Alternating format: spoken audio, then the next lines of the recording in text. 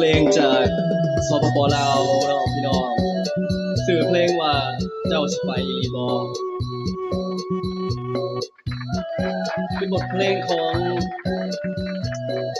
เราสื่อจังได๋ลานาซัมเจ้าของเพลงเดี๋ยวมื้อนี้บ่าวเพียวก็สิมาร้องให้ฟังเป็นบทเพลงดังล่ะเจ้าสิไปแท้บ่คิดต้องสองเฮาเว้ากันใจดำใจสั่นหนงคันคือเฮ็ดแบบนี้เจ้าบ่ฮักอ้ายแล้วหมดแล้วความฮักเคยมี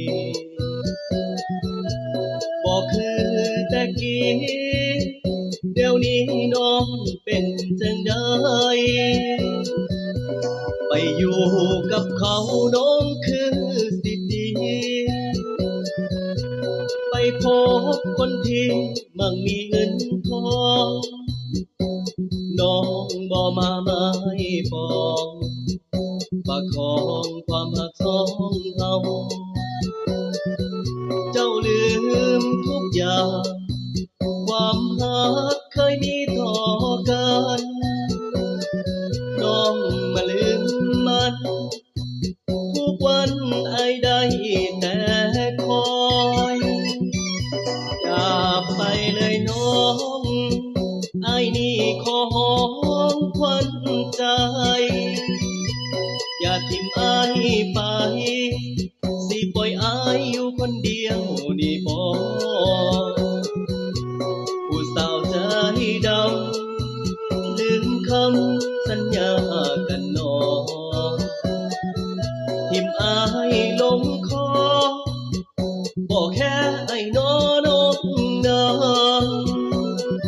อายหักเจ้าเด้ออยากให้เข้าใจถ้าหากเขาป่านกไปให้หูไว้ว่ายังมีอายอดีตหากเขามีชาตินี้สิจำจนตายถ้าเขาเบื่อเขานายมือใดให้น้องคืนมา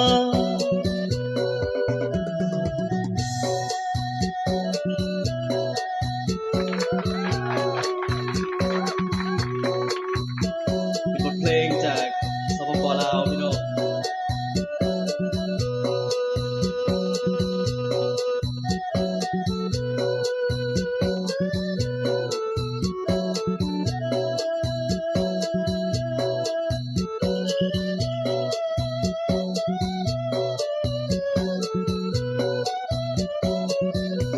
อย่า